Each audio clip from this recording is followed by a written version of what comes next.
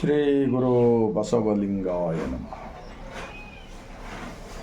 ವಿಶ್ವಗುರು ಕ್ರಾಂತಿಯೋಗಿ ಮಹಾತ್ಮ ಬಸವಣ್ಣನವರನ್ನು, ವಿಶ್ವಜ್ಯೋತಿ ಅಕ್ಕ ಮಹಾದೇವಿರವರನ್ನು, ಸಕಲ ಶಿವಶರಣರನ್ನು ಎನ್ನ ಹೃದಯ ಮಂದಿರದಲ್ಲಿ ನೆನೆಯುತ್ತಾ, ಭಾರತೀಯರೆಲ್ಲರಿಗೂ ಬಸವನಾಡು ಅನುಭವ ಮಂಟಪ, ಶರಣರ ನಾಡು, ಬಸವ ಕಲ್ಯಾಣದ ಭೂಮಿಯಿಂದ ಈ ಮುಂಜಾನೆಯ ಸರ್ವರಿಗೂ ಶರಣ. ಒಂದು ಮಹಾತ್ಮ ಬಸವಣ್ಣನವರ ವಚನ ಈ ಗ್ರಂಥದಲ್ಲಿ ಇದೆ. ಬಸವ ಸಮಿತಿ ಬೆಂಗಳೂರು ಸರ್ಕಾರ ಮಾನ್ಯತೆ ಇದೆ. ಅದಕ್ಕೆ ಸಾಂಸ್ಕೃತಿಕ ನಾಯಕ ಮಹಾತ್ಮ ಬಸವಣ್ಣನವರ ನಾಡು ಕನ್ನಡ ನಾಡು. ಬಸವಾದಿ ಶಿವಶರಣರ ಅನುಭವ ಮಂಟಪದ ಸರಳ ಸಜ್ಜನಿಕೆಯ ವಿಚಾರಗಳನ್ನು ನಾವು ಉಳಿಸಿ ಬೆಳೆಸಿದರೆ ಮಾತ್ರ ದೇಶದಲ್ಲಿರ್ತಕ್ಕಂಥ ಸರ್ವರ ಪ್ರಗತಿ ಆಗಲಿದೆ, ಕಲ್ಯಾಣವಾಗಲಿದೆ ಎಂದು ಹೇಳುವುದರ ಮೂಲಕ ಈಗ ಈ ಗ್ರಂಥದಲ್ಲಿ ಒಂದು ಬಸವಣ್ಣನವರ ವಚನವಿದೆ. ವಚನದ ಸಂಖ್ಯೆ 217. ತಂದೆ ಮಕ್ಕಳಿಗೆ ಬುದ್ಧಿ ಹೇಳುವಲ್ಲಿ ತಪ್ಪಿಂಗೆ ಮುನಿವನಲ್ಲದೆ ಪ್ರಾಣಕ್ಕೆ ಮುನಿಯೇ, ಲಿಂಗವಂತನು ಲಿಂಗವಂತರಿಗೆ ಬುದ್ಧಿಯೇ ಹೇಳುವಲ್ಲಿ ಅವಗುಣಕ್ಕೆ ಮುನಿವನಲ್ಲದೆ ಲಾಂಛನಕ್ಕೆ ಮುನಿಯೇ, ಲಿಂಗ ಭಕ್ತನು ಲಿಂಗ ಪಥವ ಹೇಳಿದರೆ ಮತ್ಸರಿಸುವವರ ಮೆಚ್ಚನು ನಮ್ಮ ಕೂಡಲ ಸಂಗಮ ದೇವ. ಈ ವಚನ ನಾನು ಕಳೆದ 25 ವರ್ಷಗಳ ಹಿಂದೆ ಓದಿನಿ. ಈ ವಚನದಲ್ಲಿ 2 ಸಲ ಲಿಂಗ ಎಂಬ ಪದ ಬಂದಿದೆ. ಆ ಕಾರಣಕ್ಕಾಗಿ ಪ್ರತಿಯೊಬ್ಬರು ಒಂದು ವೇಳೆ ಸರ್ವರ ಕಲ್ಯಾಣ ಬಯಸೋದಾದರೆ, ನಿಮ್ಮ ಹೃದಯವಿದ್ದರೆ ಇಂತಹ ವಚನಗಳನ್ನು ಜನರಿಗೆ ತಿಳಿಸುವುದರ ಮೂಲಕ ಜನರ ತಲೆಯಲ್ಲಿರ್ತಕ್ಕಂಥ ಅಜ್ಞಾನದ ಆಚರಣೆಗಳನ್ನು ತೆಗೆದುಹಾಕುವ ಕರ್ತವ್ಯ ಮಾಡಬೇಕಲ್ಲ. ಉಲ್ಟಾ ಮತ್ತೆ ವಾಪಸ್ಸೆಲ್ಲ ರಜಾ ಹಾಕುವ ಕರ್ತವ್ಯ ಮಾಡಬೇಕಾ? ಈ ವಚನ ಏನು ಹೇಳಿಕೊಡ್ತಂದರೆ, ಉದಾಹರಣೆ, ತಂದೆ ಮಕ್ಕಳಿಗೆ ಬುದ್ಧಿ ಹೇಳುವಲ್ಲಿ. ಈಗ ಮಕ್ಕಳು ಏನಾದರೂ ತಪ್ಪು ಮಾಡಿದಾಗ ತಂದೆ ಕೋಪ ಮಾಡ್ಕೊಳ್ತಾನೆ, ಒಂದೊಂದು ಸಲ ಹೊಡಿತಾನೆ. ಆದರೆ ಆ ಮಕ್ಕಳದೇನು ಜೀವ ಪ್ರಾಣ ಕೊಲ್ತಾನ? ಹಾಗೆ ಮಾಡೋದಿಲ್ಲಲ್ಲ. ಅದೇ ಥರ ಲಿಂಗವಂತನು ಅಂದರೆ ಈ ಶರೀರದ ಮೇಲೆ ಇಷ್ಟಲಿಂಗವನ್ನು ಧರಿಸಿದ ಬಳಿಕ ನನ್ನ ದೇವರು ನನ್ನ ಒಳಗೆ ಇದ್ದಾನೆ, ಆ ಕಾರಣಕ್ಕಾಗಿಯೇ ನಾನು ತಿರುಗಾಡ್ತಾ ಇದ್ದೀನಿ, ನೋಡ್ತಾ ಇದ್ದೀನಿ, ನನ್ನನ್ನು ಈ ಪಂಚ ಇಂದ್ರಿಯಗಳ ಮುಖಾಂತರ ಜಗತ್ಯವನ್ನು ತೋರಿಸುವ ಆತ ಜಗದ ದಾತ ನನ್ನ ಒಳಗೆ ಇದ್ದ ಅಂಥೇಳಿ ಇಷ್ಟಲಿಂಗ ಕಟ್ಕೊಂಡಿದ್ದೀವಲ್ಲ. ಇದನ್ನು ಜನಸಾಮಾನ್ಯರಿಗೆ ತಿಳಿಸುತ್ತಾ ಜನರನ್ನು ಜಾಗೃತಿ ಮಾಡುತ್ತಾ, ಜನರನ್ನು ಒಳ್ಳೆಯದನ್ನು ಬಯಸುತ್ತಾ ಹೋಗ್ತಕ್ಕಂಥ ಸಂದರ್ಭದಲ್ಲಿ ಈಗ ಈ ಮಹಾನ್ ತತ್ವ ಒಂದು ಬಸವಾದಿ ಶಿವಶರಣರು ಸ್ಥಾಪಿಸಿದ ಅನುಭವ ಮಂಟಪದ ಲಿಂಗ ಆಯತ ಧರ್ಮ ಅಂದರೆ ಸರ್ವ ಸಮಾನತೆಯ ಧರ್ಮ, ಬ್ರಹ್ಮಾಂಡದ ಲಾಂಛನ ಲಿಂಗ, ಇಷ್ಟಲಿಂಗ, ಲಿಂಗಾಯತ ಧರ್ಮದ ಮಾನ್ಯತೆಗಾಗಿ ನಮ್ಮ ಹಿಂದಿನ ಮುಖ್ಯಮಂತ್ರಿ ಶ್ರೀ ಸಿದ್ದರಾಮಯ್ಯರವರಿದ್ದಾಗ ಒಂದು ಸಮಿತಿಯನ್ನು ರಚನೆ ಮಾಡಿ ಇದೆಲ್ಲ ರೀತಿಯಿಂದ ಸತ್ಯತೆ ಇದೆ ಅಂಥೇಳಿ ಕಳಿಸ್ಕೊಟ್ರು ಕೇಂದ್ರ ಸರ್ಕಾರಕ್ಕೆ. ಅವರು ಇನ್ನೂ ಕಳಿಸಿಲ್ಲ. ಇದರ ಮೇಲೆ ನಾವು ಅರ್ಥ ಮಾಡಿಕೊಳ್ಳಬೇಕು. ಬಸವಣ್ಣನವ್ರ ತತ್ವದ ಬಗ್ಗೆ ಎಷ್ಟೊಂದು ಜನರಿಗೆ, ಸ್ವಾರ್ಥಿ ಜನಕ್ಕೆ ಏನು ಇದು ಆಗಬಾರ್ದು ಎಷ್ಟು ಒಳಗಡೆ ಕುದೀತಾ ಇದೆ ನೋಡಿ. ಅದೇ ರೀತಿ ಸಾಂಸ್ಕೃತಿಕ ನಾಯಕ ಅಂಥೇಳಿ ಸರ್ಕಾರದ ಸಿದ್ದರಾಮಯ್ಯ ಅವರವರಿದ್ದಾಗ ಎಲ್ಲ ಅವರ ಮಂತ್ರಿ ಮಂಡಲಗಳನ್ನು ತೆಗೆದುಕೊಂಡು ಘೋಷಣೆ ಮಾಡಿದ್ರು. ಯಾಕಂದರೆ ಇದು ಸತ್ಯ ಇದೆಯಲ್ಲ. ಇದರಲ್ಲಿ ಮನುಷ್ಯನಲ್ಲಿ ಎಷ್ಟೊಂದು ದುರಾಶೆಗಳು, ಸ್ವಾರ್ಥ, ಇನ್ನೊಬ್ಬರನ್ನು ದೇಶ ಬಗೆತಕ್ಕಂಥದ್ದು ಎಷ್ಟು ಕಸ ತುಂಬಿದಲ್ಲ. ಇಂತಹ ಕೆಟ್ಟ ಗುಣಗಳನ್ನು ತೆಗೆದು, ಅವಗುಣಗಳನ್ನು ತೆಗೆದು ಶಿವಗುಣಗಳನ್ನು ಅಳವಡಿಸಿಕೊಳ್ಳುವ ಸಲುವಾಗಿ ದೇಹವೇ ದೇವಸ್ಥಾನವೆಂದು ಹೇಳಿದ್ದಾರೆ ನಮ್ಮ ಬಸವಾದಿ ಶಿವಶರಣರು. ತಪ್ಪಿದಾನ? ಯಾರಾದರೂ ಹೇಳಿ. ಜನರ ಮಧ್ಯೆ ಅಪಪ್ರಚಾರ ಮಾಡ್ತಕ್ಕಂಥದ್ದು, ಬಸವಣ್ಣ ತತ್ವ ಹಾಳು ಮಾಡ್ತಕ್ಕಂಥದ್ದು, ಒಂದು ರಾಜಕೀಯ ಪಕ್ಷದ ಒಂದು ಓಟಿನ ಗೆಲುವಿಗಾಗಿ ಸಹಾಯ ಸಹಕಾರ ಮಾಡಿ ಒಂದು ಜನರಿಗೆ ಮೋಸ ಮಾಡ್ತಕ್ಕಂಥದ್ದು ನಡೀತಾ ಇದೆಯಲ್ಲ. ಜನ ಅರ್ಥ ಮಾಡಿಕೊಳ್ತಾ ಇದ್ದಾರೆ. ಆದರೂ ಕೂಡ ಬಹಳಷ್ಟು ಜನಗಳು ವಚನಗಳನ್ನು ಓದುವುದಿಲ್ಲ. ಯಾಕೆಂದರೆ ಇಷ್ಟೊಂದು ಮಠಮಾನ್ಯರಿದ್ದವರೇ ದಾರಿ ತಪ್ಪಿಸ್ತಕ್ಕಂಥ ಪರಿಸ್ಥಿತಿ ಇದ್ದಾಗ ಮುಗ್ಧ ಜನರಿಗೆ ಏನು ಮಾಡಬೇಕಪ್ಪ ಹೇಳಿ? ಬೇಲಿ ಎದ್ದು ಹೊಲ ಮೇಯ್ದರೆ ಅನ್ನಂಗೆ ಇದೆಯಲ್ಲ ಇನ್ನೊಂದು ವಚನ. ಅದಕ್ಕೆ ಲಿಂಗವಂತನು ಲಿಂಗವಂತರಿಗೆ ಬುದ್ಧಿ ಹೇಳುವಲ್ಲಿ ಅವಗುಣಕ್ಕೆ ಮುನಿವನ್ನಲ್ಲದೆ ಲಾಂಛನಕ್ಕೆ ಮುನಿ. ಈ ಕಟ್ಕೊಂಡಿರ್ತಕ್ಕಂಥ ಲಿಂಗಕ್ಕೆ ಯಾರ ಏನರ ಅಂತಾರ, ಅವರ ಒಳಗಿನ ಕೆಟ್ಟ ನಡವಳಿಕೆಗಳಿಗೆ ನಾವು ತಿದ್ದುವ ಪ್ರಯತ್ನ ಪಡ್ತಾರೆ ವಚನಗಳನ್ನು ಓದಿ ಅರ್ಥ ಮಾಡಿಕೊಂಡವರು. ಆ ಕಾರಣಕ್ಕಾಗಿ ಈ ವಚನದಲ್ಲಿ ಹಿಂದೂ ಎಂಬುದು ಏನಾದರೂ ಇದೆನಾ, ವೀರಶೈವ ಅಂತೇನಿದೆನಾ, ಏನು ಈ ರೀತಿ ಬರೆದಿದ್ದಾರಾ? ತಂದೆ ಮಕ್ಕಳಿಗೆ ಬುದ್ಧಿ ಹೇಳುವಲ್ಲಿ ತಪ್ಪಿಂಗೆ ಮುನಿವನ್ನಲ್ಲದೆ ಪ್ರಾಣಕ್ಕೆ ಮುನಿಯೇ ಲಿಂಗವಂತನು ಅಂತಿದೆ ಇದರಲ್ಲಿ. ವೀರಶೈವನು ವೀರಶೈವರಿಗೆ ಬುದ್ಧಿ ಹೇಳುವಲ್ಲಿ ಈ ಥರ ಇಲ್ಲಕ್ಕೆ ಬರ್ತದಾ? ವೀರಶೈವ ಅಂದರೆ ಏನು? ಲಿಂಗ. ಹಿಂದೂ ಅಂದರೆ ಏನು? ಲಿಂಗ ಅಂದರೆ ಇಡೀ ಬ್ರಹ್ಮಾಂಡವೇ ಒಂದು ದೇವಾಲಯ, ಕಂಬವಿಲ್ಲದ ದೇವಾಲಯ ಅಂತ ಹೇಳ್ತಾರೆ ಅಕ್ಕ ಮಹಾದೇವಿಯರು. ಇಂತಹ ಬ್ರಹ್ಮಾಂಡದೊಳಗೆ ನಾವೆಲ್ಲರೂ ತಾಯಿ ಗರ್ಭದಿಂದಲೇ ಬರಬೇಕಾಗುತ್ತದೆ, ಬೇರೆ ದಾರಿನೇ ಇಲ್ಲಲ್ಲ. ಏನೋ ನಮ್ಮ ಹುಟ್ಟಿ ಬಂದ ಮೇಲೆ ಎಂಥ ಜನರ ಸಂಘ ಇರ್ತೀವಿ ಅಂಥ ಗುಣಗಳು ಬರ್ತವೆ.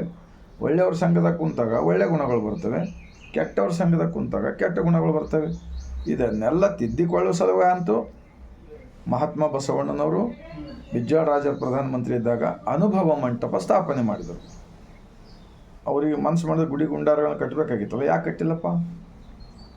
ಬಿಜ್ಜಳರಾಜನಿಗೆ ಖಜಾನೆ ಸಿಗಬೇಕಾದ್ರೆ ಬಸವಣ್ಣನವರು ಒಂದು ತಾಮ್ರದ ತಗಡಿನ ಮೇಲೆ ಬರೆದಿದ್ದು ನೋಡಿ ಅದು ಯಾರಿಗೂ ಓದ್ಲಿಕ್ಕೆ ಬಂದಿಲ್ಲ. ಅವರು ಓದಿದಾಗ ಬಿಜ್ಜಳರಾಜನ ಕುರ್ಚಿ ಕೆಳಗಡೆ ಕೋಟಿಗಟ್ಟಲೆ ಸಂಪತ್ತು ಸಿಕ್ತು. ಬಸವಣ್ಣ ನೀವು ಎಷ್ಟು ಬೇಕಾದಷ್ಟು ಗುಡಿ ಕಟ್ಟಂತ ಹೇಳಿದ್ರೆ ಕಟ್ತಿಲ್ಲ. ಯಾಕೆ ಕಟ್ಟಿಲ್ಲ? ಜನರು ಈ ಶರೀರವನ್ನೇ ದೇವಸ್ಥಾನ ಮಾಡಿಕೊಳ್ಳುವ ಉದ್ದೇಶದಿಂದಲೇ ಇದನ್ನೇ ದೇವಾಲಯ ಇದೆ, ಇದನ್ನು ಅನೇಕ ರೀತಿಯಿಂದ ತಿಳಿಸುವ ಸಲುವಾಗಿ ಅನುಭವ ಮಂಟಪ ಸ್ಥಾಪನೆ ಮಾಡಿದರಲ್ಲ. ಇಂತಹ ಸತ್ಯದ ವಿಚಾರ ಇರುವಾಗ ಈಗ ಜನರ ಮಧ್ಯದಲ್ಲಿ ಗೊಂದಲ ಸೃಷ್ಟಿ ಮಾಡ್ತಕ್ಕಂಥದ್ದೇನು ನಡೀತಾ ಇದೆಯಲ್ಲ, ಇದು ನಿಜವಾಗಿಯೂ ದೇಶದ್ರೋಹದ ಕಾರ್ಯವಾಗುತ್ತದೆ. ಆ ಕಾರಣಕ್ಕಾಗಿ ಬಸವಣ್ಣನವರ ತತ್ವದ ಬಸವಣ್ಣನವರ ಹೆಸರು ಹೇಳಿಕೊಂಡು ಇಂತಹ ವಚನಗಳ ಚಿಂತನೆ ಮಾಡಬೇಕಾಗಿದೆ.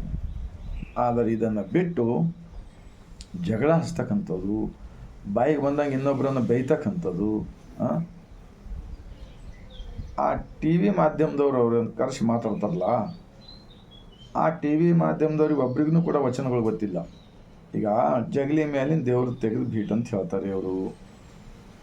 ಹಾಗೆ ಹೀಗೆ ಏನಂತ ಜಗಲಿ ಈ ಶರೀರವೇ ಜಗಲಿ ಆಗಿದೆ ಈ ತತ್ವ ಪ್ರಕಾರ. ಜ ಅಂದರೆ ಜಗತ್ತು, ಗ ಅಂದರೆ ಗಂಡ, ಲಿ ಅಂದರೆ ಲಿಂಗ. ಜಗತ್ತಿನ ಗಂಡ ಮನ್ಯಾಗ ಹೆಣ್ಣು ಮಕ್ಕಳ ಗಂಡ ನಾವಿದ್ದಿರ್ಬೋದು, ಆದರೆ ನಮ್ಮೆಲ್ಲರ ಗಂಡ ಸೃಷ್ಟಿಕರ್ತ ಇದ್ದಾನೆ ಅಂತ ಹೇಳಿ ತಿಳಿಸಿಕೊಡುತ್ತವೆ ನಮ್ಮ ಬಸವ ಕಲ್ಯಾಣದ ಶರಣರ ವಚನಗಳು. ಆ ಕಾರಣಕ್ಕಾಗಿ ಈ ಭೂಮಿಯ ಮೇಲೆ ಎರಡು ವರ್ಗ ಇದೆ. ಒಂದು ಚನ್ನ ಬಸವಣ್ಣನವರ ವಚನ ಇದೆ, ವಾರ 7 ಈ ಗ್ರಂಥದಲ್ಲಿದೆ. ವಾರ 7 ಕುಲ 18 ಎಂಬುವರು, ಇದು ನಾವು ನಂಬಲಾರೆವು. ಹಗಲೊಂದು ವಾರ ഇരുಳೊಂದು ವಾರ, ಭವಿಗಳ ಒಂದು ಕುಲ ಭಕ್ತರದ ಒಂದು ಕುಲ, ಇದು ನಾವು ಬಲ್ಲೆವು ಕಾಣ ಕೂಡಲ ಚನ್ನ ಸಂಗಮ ದೇವ. ಭಕ್ತರೆಂದರೆ ಹೊರಗಿನ ಹಲವು ದೈವಗಳನ್ನು ಆರಾಧನೆ ಮಾಡ್ತಕ್ಕಂಥವ್ರು ಭಕ್ತ ಹೇಳಿಲ್ಲ ಶರಣರು. ಭಕ್ತ ಅಂದರೆ ಅಂತರಂಗದ ಸೃಷ್ಟಿಕರ್ತ, ಇಡೀ ಬ್ರಹ್ಮಾಂಡದ ಜ್ಞಾನ ಚೇತನ ಶಕ್ತಿ ನಮ್ಮೊಳಗೆ ಇದೆ ಅಂಥೇಳಿ ಅರಿತುಕೊಂಡು ಆತ್ಮಸಾಕ್ಷಿಯಿಂದ ಎಲ್ಲರಲ್ಲಿ ನಾನು, ನನ್ನಲ್ಲಿ ಎಲ್ಲರೂ ಇದ್ದಾರೆ ಅಂಥೇಳಿ ಈ ಭಾವನೆ ಇಟ್ಕೊಂಡು, ದಯವೇ ಧರ್ಮದ ಮೂಲ, ದಯವೇ ಬೇಕು ಸಕಲ ಪ್ರಾಣಿಗಳೆಲ್ಲರಲ್ಲಿ ಅಂಥೇಳಿ ಭಾವನೆ ಇಟ್ಕೊಂಡು, ನಮ್ಮ ಅರಿವೇ ನಮಗೆ ಗುರು, ನಮ್ಮ ದೇಹವೇ ನಮಗೆ ದೇವಸ್ಥಾನ, ಕಾಯಕವೇ ಕೈಲಾಸ ಅಂಥೇಳಿ ಯಾರು ಬದುಕ್ತಾರಲ್ಲ ಅವರು ಭಕ್ತರು. ಭವಿಗಳೆಂದರೇನು? ಇಂಥ ಸತ್ಯದ ವಿಚಾರಗಳನ್ನು ಕೆಡಿಸುವ ಆತರು, ಕೆಡಿಸುವ ವರ್ಗದವರು. ಇವರು ಎರಡು ವಿಂಗಡಣೆ ಮಾಡಿದ್ದಾರೆ. ಎಲ್ಲರೂ ಮನುಷ್ಯರೇ ಇದ್ದೀವಿ, ಆದರೆ ಸತ್ಯದ ವಿಚಾರವನ್ನು ಕೆಡಿಸುವವರಿಗೆ ಭವಿಗಳೆಂದು ಕರೆದಿದ್ದಾರೆ. ಸತ್ಯದ ವಿಚಾರಗಳನ್ನು ಅಪ್ಪಿಕೊಂಡು ತಾನು ಆಚರಿಸಿ ಸಮಾಜಕ್ಕೆ ತಿಳಿಸ್ತಕ್ಕಂಥವರಿಗೆ ಭಕ್ತರು ಎಂದು ಹೇಳಿದ್ದಾರೆ. ಭಕ್ತ ಮತ್ತು ಭವಿ ಎರಡು ಕುಲಗಳು ಈ ಭೂಮಿ ಮೇಲೆ ಇದ್ದಾವೆ ಅಂಥೇಳಿ ಅವತ್ತ 893 ವರ್ಷಗಳ ಹಿಂದೆ ಹೇಳಿದ್ದಾರೆ. ಅದೇನೇ ಆಗಲಿ, ಇವಾಗ ವಿಜ್ಞಾನ ಯುಗದೆ ಮೊಬೈಲ್ ಅನುಭವ ಮಂಟಪ. ಇವತ್ತು ಬಸವ ಕಲ್ಯಾಣದಲ್ಲಿ ಈ ವಚನದ ವಿಡಿयो ಮಾಡ್ತಕ್ಕಂಥ ಇದ್ದರೆ पूरा भारत के देश के अंदर हर कोने में जाएगा ये वीडियो, और उन्हें भी चिंतन करेगा ये वचन क्या बताता है, भगवान बाहर है, मानव निर्मित मूर्ति के अंदर है, या सबके अपना अंदर है. बस उन्हें भी डिसीजन करने दो और करो. हमारा बसवा कल्याण के अंदर बसवन्ना जी का विचार का नाम लेकर कुछ भी अगर खराब करने जाएंगे तो देश का बर्बाद होगा, गारंटी बोलता हूँ. देश के अंदर सब लोग मिलकर जीने को नहीं आएगा. इसीलिए मैं बार बार कहता हूँ, ಇವತ್ತಿನ ದಿವಸ ಲಿಂಗಾಯತರನ್ನಿಸಿಕೊಂಡವ್ರಿಗಿಂತ ಹೆಚ್ಚು ಮಾದಾರ ಚೆನ್ನಯ್ಯನ ಮನೆಯ ಮಗ ನಾನು ಅಂತೇಳಿ ಬಸವಣ್ಣ ಹೇಳಿದ್ದಾರೆ. ಡೋಹಾರ ಕಕ್ಕಯ್ಯ, ಕಿನ್ನರಿ ಬೊಮ್ಮಯ್ಯ, ಅಂಬಿಗರ ಚೌಡಯ್ಯ, ಮಡಿವಾಳ ಮಾಚಯ್ಯ, ಉರಿಲಿಂಗ ಪೆದ್ದಿ, ಈ ಎಲ್ಲ 97% ಕೆಳವರ್ಗದವರು, ಶೋಷಿತ ವರ್ಗದವರು ಕೂಡಿ ಕಟ್ಟಿದ ಧರ್ಮವಿದೆ. ನಿಮ್ಮೆಲ್ಲರ ಸಲುವಾಗಿ ಮಹಾತ್ಮ ಬಸವಣ್ಣನವರು ಮತ್ತು ಶರಣರು 12ನೇ ಶತಮಾನದಲ್ಲಿ ಕೊಂಡಿ ಮಂಚಣ್ಣ ವರ್ಗ ಮೂಗರೆ ಇಡೀ ಕಲ್ಯಾಣ ಹಾಳು ಮಾಡಿದ್ದಾರೆ. ಇವತ್ತು ಕೂಡ ಅದೇ ಒಂದು ಪರಿಸ್ಥಿತಿ ನಿರ್ಮಾಣ ಮಾಡ್ತಕ್ಕಂಥದ್ದು ಉದ್ದೇಶ ಇಟ್ಕೊಂಡು ಈ ಥರ ಮಾಡ್ತಕ್ಕಂಥದ್ದು ನಾವು ನೋಡ್ತಾ ಇದ್ದೀವಿ. ಒಂದು ವೇಳೆ ನಿಮ್ಮೆಲ್ಲರ ಸಲುವಾಗಿ ಶರಣರು ತ್ಯಾಗ ಬಲಿದಾನವನ್ನು ಮಾಡಿದ್ದು ಮರೆತರೆ ನಿಜಕ್ಕೂ ನಾವು ನಮ್ಮ ತಂದೆ ತಾಯಿಗೆ ದ್ರೋಹ ಮಾಡಿದ ಹಾಗೆ, ಸೃಷ್ಟಿಕರ್ತನಿಗೆ ದ್ರೋಹ ಮಾಡಿದ ಹಾಗೆ, ಭಾರತೀಯರಿಗೆ ದ್ರೋಹ ಮಾಡಿದ ಹಾಗೆ, ದೇಶದ್ರೋಹಿ ಕಾರ್ಯ ಮಾಡಿದ ಹಾಗೆ ಆಗುತ್ತದೆ ಅಂಥೇಳಿ ಈ ವಚನದ ಗ್ರಂಥದ ಆಧಾರದ ಮೇಲೆ ತಿಳಿಸುತ್ತಾ, ತಮ್ಮೆಲ್ಲರ ಹೃದಯದಲ್ಲಿ ಹೃದಯವಿದ್ದರೆ ಬಸವಣ್ಣನವರು ಹೇಳಿದಂತೆ ಬಸವಣ್ಣನವರ ಧರ್ಮ ಏಕದೇವ ಉಪಾಸನೆಯ ಧರ್ಮ. ಯಾರು ಏನೇ ಮಾಡಿ ಬಸವಣ್ಣನವರು ಸ್ಥಾಪಿಸಿದ ಧರ್ಮ ಅನುಭವ ಮಂಟಪದ ಧರ್ಮ. ಈಗ ಆ ಕಾರಣಕ್ಕಾಗಿ ದೇಶದಲ್ಲಿ ಪ್ರತಿಯೊಂದು ರಾಜ್ಯದಲ್ಲಿ, ಪ್ರತಿಯೊಂದು ಜಿಲ್ಲೆ ತಾಲೂಕುಗಳಲ್ಲಿ, ಪ್ರತಿಯೊಂದು ಗ್ರಾಮ ಪಟ್ಟಣಗಳಲ್ಲಿ ಬಸವ ಮಂಟಪಗಳು, ಅನುಭವ ಮಂಟಪಗಳು ಮುಂದಿನ ದಿನಗಳಲ್ಲಿ ಆಗಲಿವೆ ಎಂದು ಹೇಳುತ್ತಾ, ಈ ಕಾರ್ಯವನ್ನು ಸರ್ಕಾರದವರೇ ಮಾಡಬೇಕು. ಮತ್ತು ಯಾವುದೇ ರಾಜಕಾರಣಿಗಳು ತನ್ನ ವೋಟ್ ಬ್ಯಾಂಕಿನ ಸಲುವಾಗಿ ಏನು ಮಾಡದೆ ಸಮಾಜದ ಒಳಿತಿಗಾಗಿ ಬಸವಣ್ಣನವರ ತತ್ವವೆಂದರೆ ಪ್ರಕೃತಿಯ ತತ್ವವಿದೆ, ಸೃಷ್ಟಿಕರ್ತನ ತತ್ವವಿದೆ. ಇದನ್ನು ಉಳಿಸಿ ಬೆಳೆಸಿದರೆ ಮಾತ್ರ ಈ ದೇಶದಲ್ಲಿರ್ತಕ್ಕಂಥ ಎಲ್ಲ ಸಮಸ್ಯೆಗಳು ಮತ್ತು ಅನೇಕ ರೋಗಗಳು, BP ಆಗಲಿ, ಶುಗರ್ ಆಗಲಿ, ಹಾರ್ಟ್ ಅಟ್ಯಾಕ್ ಆಗಲಿ, ಇಂಥ ಅನೇಕ ರೋಗಗಳನ್ನು ಕೂಡ ತಪ್ಪಿಸಿಕೊಂಡು ಆರೋಗ್ಯವಂತ ಶರೀರವನ್ನಾಗಿಟ್ಟುಕೊಂಡು ಬದುಕಲು ಬರುತ್ತದೆ ಅನ್ನೋ ಕಾರಣಕ್ಕಾಗಿ ನಾನು ಪದೇ ಪದೇ ವಚನಗಳ ವಿಡಿಯೋ ಮಾಡ್ತಾಯಿರ್ತೀನಿ. ಆದ್ದರಿಂದ ಕೊನೆಯದಾಗಿ ಹೇಳುವುದೆಂದರೆ, ನಮ್ಮ ಬಸವ ಕಲ್ಯಾಣದ ಭೂಮಿಯ ಮೇಲೆ ಬಸವಣ್ಣನವರ ಭಾವಚಿತ್ರಗಳನ್ನು ಹಾಕಿಕೊಂಡು ಅವರ ವಚನಗಳ ವಿರುದ್ಧವಾಗಿ ಕಾರ್ಯಕ್ರಮ ನಡೀತಕ್ಕಂಥದ್ದು ಇದು ಭಾರತಕ್ಕಷ್ಟೇ ಅಲ್ಲ, ಜಗತ್ತಿಗೆ ಅನ್ಯಾಯ ಮಾಡಿದ ಹಾಗೆ ಆಗುತ್ತದೆ. ಅಂತಹ ಅನ್ಯಾಯ ಆಗಬಾರದು ಅಂಥೇಳಿ ನಾನು ಕೊನೆಯದಾಗಿ ವಿನಂತಿಸಿಕೊಳ್ತಾ, 150 ಕೋಟಿ ಭಾರತೀಯರಿಗೆ ಈ ವಚನದ ವಿಡಿಯೋ ತಲುಪಿಸುವ ಕಾರ್ಯ ಆಗಲಿ ಎಂದು ಮತ್ತೊಮ್ಮೆ ವಿನಂತಿಸಿಕೊಳ್ತಾ, ಸರ್ವರಿಗೂ ಬಾಗಿದ ತಲೆ ಮುಗಿದ ಕೈಯಿಂದ ಶರಣ.